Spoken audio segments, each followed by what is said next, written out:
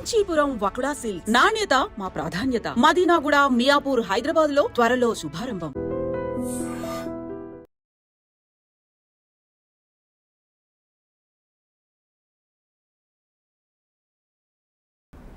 పేరు లచ్చవ్వ నా పిల్లలకి ఇండ్రేను వస్తా, నేను ఇండ్రేను దయసత్తా. ఆయన ఏదన్నా అయితే నేను బతకలేను, వాళ్ళని పోషించలేను ఈ రోజులల్లో అని అంటే, ఓలకు చెబుతున్నవే నాకెందుకు చెబుతున్నవే, పో నీ భర్తను ఓలదోలేకపోయినా రాళ్ళింటికి పోయి అడుగుపో, నీకంటే ముందు నేను స్టేషన్కి పోయి నేనే చెబుతా అని అన్నది సార్. అన్నాక అందరం బాధపడుకుంటా పోయినాం. ఇక అది వీడియోలకు చెప్పిండు, మొత్తానికి వీడియోలకు లంచం పెట్టిర్రు, అది రాకుండా చేసింది, మొత్తానికి టీవీకి రాకుండా చేసింది. మళ్ళీ ఏడ్చుకుంటా పోయినాం. మళ్ళీ సార్ దగ్గర, శాంతబాస్ సార్ దగ్గరికి మళ్ళీ పోయి దయాదండం అని అంటే, మళ్ళీ సార్ మాత్రం తిరిగిండు సార్, మస్తు కష్టపడ్డాడు. మేము పొద్దున పోయి సాయంత్రం కనుక 6 గంటల కనుక స్టేషన్లో ఉన్నాం సార్.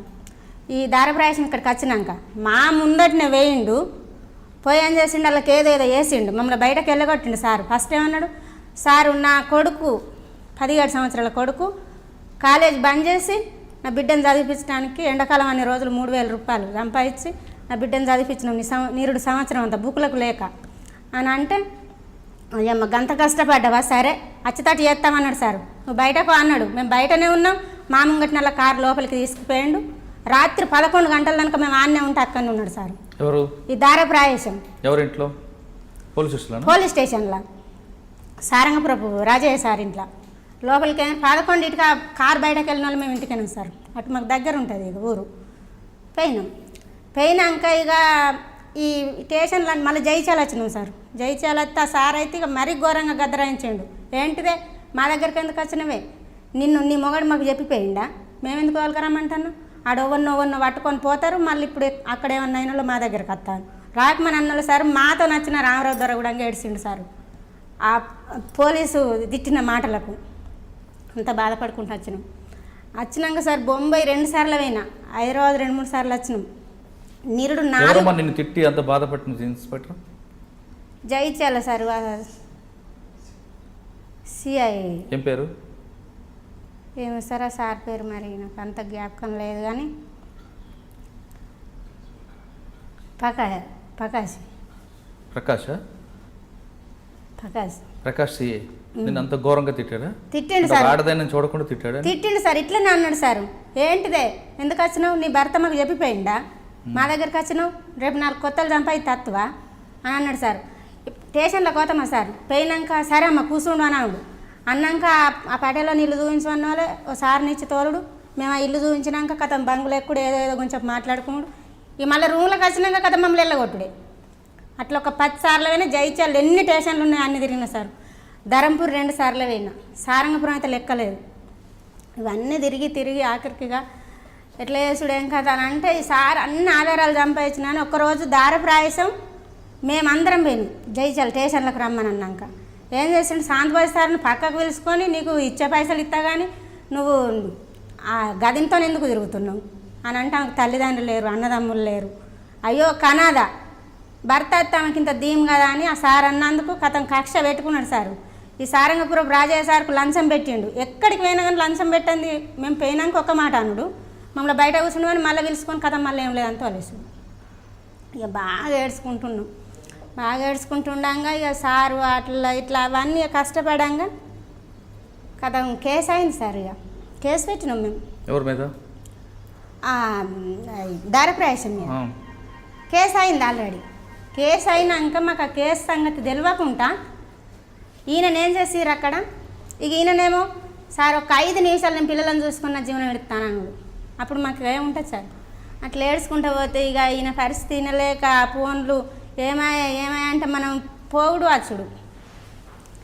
ఇక అట్లా వేసినాక ఈయనకు ఏం చేసిండట, ఇక్కడ కేసు అయింది సార్. కేసు అయిన సంగతి మాకు తెలియకుండానే కథము అమ్మ పైసలు పట్టుకరమ్మని సారంగపురపు ఎస్ఐ రాజయ్య సార్ ఫోన్ చేసిండు నాకు.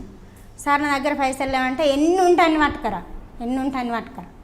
అంటే ఎన్ని లేవు. కేసు అయింది సార్. అది వరకు కేసు అయింది. దారప్రాయసంతో ఇంకా వేరే దొరనళ్ళకు రప్పించుకున్నాడు స్టేషన్లకు. మేము పోయే వరకే నేను ఒక్కదాన్నే ఉన్నా.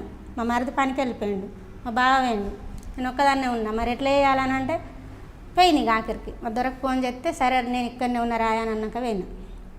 పోయినాక వాళ్ళ ఆ దారప్రాయసం వేరే దూరం తీసుకొచ్చుకున్నాడు. ఆయననే ఇక ఈ దారప్రాయసంకు అన్ని తీరులీడ చేసుడు అన్నట్టు. ఎటు పోతాడు సపోర్టు, ఆయన లేని నేను బయటకు వెళ్ళలేదు. అయితే పోయినాక పైసలు ఇవ్వమంటాడు. పైసలు లేవు, నేను ఎక్కడికి వెళ్ళి ఇవ్వాలి, వచ్చినాక ఇస్తా, ఫస్ట్ నుంచి అట్టిన అంటన్నా అని అంటే ఇక ఆఖరికి దొర ఏమన్నాడు, ఇక కేసు అయింది, పైసలు వద్దు మన్నద్దు, అత్తడు పో అన్నాడు సార్. అన్నాక నేను సపరేట్ ఇంటికి వచ్చిన. ఈయన దగ్గరికి పోయి అక్కడ దారప్రాయసం అన్నాడట. 3,50,000కు కాగితం పెట్టిపించుకున్నాడు.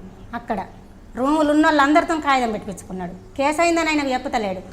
సరే తోలెత్తాను నిన్ను, 40 రోజులకు నీకు విజయ కొట్టిస్తాను, 40 రోజులకు వచ్చి బాగా దేరుకుని పోయినాక నాకు ఫస్ట్ పైసలు కట్టు అన్నాక ఇక నేను బయటకైతే వెళ్ళాలి అని అడిగితే కథము ఫోన్ చేస్తామంటే మరి ఇక్కడ విషయం తెలుసుకుందామంటే ఫోన్ లేదు అని సరే అని పక్క వాళ్ళతో సంతకాలు పెట్టించుకున్నాడు. 2-3 వాళ్ళతో ఈయనతో సంతకం పెట్టించుకున్నాడు సార్. తోలేసిండు. ఎందుకు సంతకం పెట్టాల్సి వచ్చింది? ఇదే డబ్బుల కోసం సార్. నాకు 3,50,000 అన్నాడు కదా సార్. అన్నదా సార్ హాస్పిటల్ కోసం. ఇక్కడ విషయం నాకు తెలియదు. నారా ఫోన్ లేదు చేతి అంటే పానం ఉండే, కానీ ఇక టైట్ పొజిషన్ అయినా కొద్దీ 200 ఆ ఫోన్ కూడా అన్నాడు సార్. అంటే బయట పడిపోవాలని ఉద్దేశం సంతకం పెట్టాను. అట్లా సార్. ఉద్దేశంతో ఫస్ట్ నేను వాళ్ళతో అందరితో పెట్టించుకొచ్చినాక నన్ను కూడా పెట్టేవాళ్ళు సరే పెడదాం తీయని పెట్టేసిన. 40 పెట్టి హైదరాబాద్ వచ్చావా? ఎక్కడ సార్ ఇక రాత్రి ఏం చేసిండంటే ఆయనతో అట్లా చేసిండా. నాకు ఇక ఈ సారంగపురం రాజయ్య సారు నిమిషానికి ఫోన్లు చేసుడే. ఫోన్లు చేసి అమ్మ రేపు నీ భర్త వస్తాడని అన్నాడు. సరే సార్ అని అన్నంకీనే ఫోన్ చేసిండు. ఫోన్ చేసి ఇట్లా అన్నాడు అని రాత్రి 9 గంటలకు ఫోన్ చేసిండు సార్. ఫోన్ చేసిన వాళ్ళే ఇక నేను మరి ఎట్లా పోవాలి హైదరాబాదు. 3 నెలల 15 రోజులు తిరిగిన. శాంతబాజీ సార్ని తీసుకొని ఎటంటే అటు తిరిగిన. మేము ఆ సార్కు రూపాయి ఇవ్వలేదు సార్, ₹1 కూడా సార్కి ఇవ్వలే నేను. ఆ కార్లో మా ఖర్చు మొత్తం ఆ సారే పెట్టుకున్నాడు. ఫస్టే ఒప్పుకున్నాడు. నేను ఏడ్చిన సార్. ఏడ్చినాక సరే అమ్మ నువ్వు నాకు ఒక బిడ్డ తరిక, నీకే అవసరం లేకుండా నేను చూసుకుంటాను అన్నాడు. మాతో తిరిగిండు.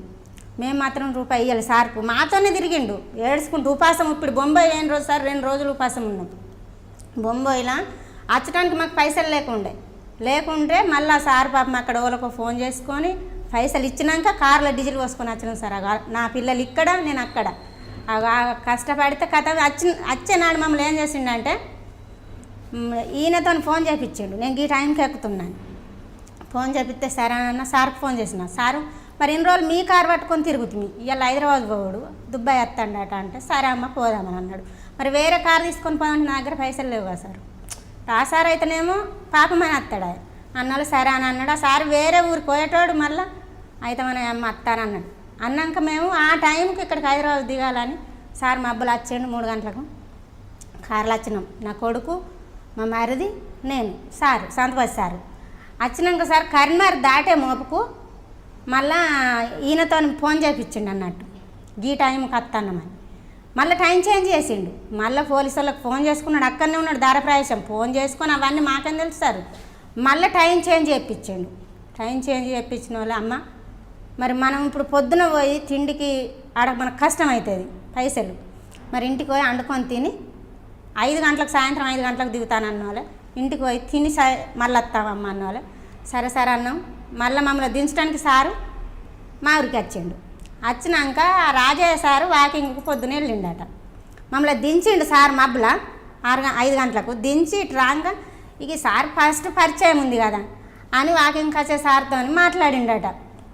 బాగున్నారని అనే వరకు ఎటు వేయను అంటే ఇట్లా మామిడి దుబ్బాయి వస్తాండి సార్ అని అన్నాక సరే అని అన్నాడు. ఈ సార్ జైచాల వచ్చిండు. మేము ఇంటికాడ ఉన్నాం. 10 గంటలకు ఇంకొక 10 నిమిషాలు అయితే మాకు 10 గంటల బస్ వస్తుంది. అప్పుడు ఫోన్ చేసి రాజయ్య సారు అమ్మ నేను మా కారు పంపిస్తాన్నా దుబాయ్ వస్తాడట కదా అంటే సరే సార్ వస్తాడట కానీ మీ కారు వద్దు నాకు, నేను శాంతబాజీ సార్తో పోతా అని అంటే అద్దు శాంతబాజీ సార్ వద్దు నేనే కారు పంపిస్తాను అంటే సార్ మీ పోలీసు వాళ్ళతో నచ్చు నాకు భయం అయింది నేను రాను అంటే నేను లేడీ పోలీసుని పంపిస్తా అన్నాడు. లేడీ పోలీసుని పంపించిన నాకు వద్దు సార్ అంటే నువ్వు శాంతబాజీ వెంబడి పోవద్దు అని అంటాడు. సరే సార్ శాంతబాజీ కూడా వద్దు, నా కొడుకు ఉన్నాడు, మా మరిది ఉన్నాడు, మేమేమి పోయి తీసుకొచ్చుకుంటాం, మీ పోలీసు వాళ్ళ వెంబడి నేను రాను. సార్ 3 నెలలు 4 నెలలు నేను కష్టపడితే ఇవాళ నాకు అన్నం పెట్టిన సార్తో నేను వద్దు అని అన్నా అంటే మీరు కూడా నాకు వద్దు ఇట్లనే అన్నా సార్ అది ఫోన్లోనే వద్దాని అంటే నువ్వు వద్దని లొల్లి నిమిషానికి పోను. ఇక నాకు టెన్షన్ ఎట్లా చేసుడు అని అన్నాం అని సారంగపురానికి మాకు దగ్గరనే సార్.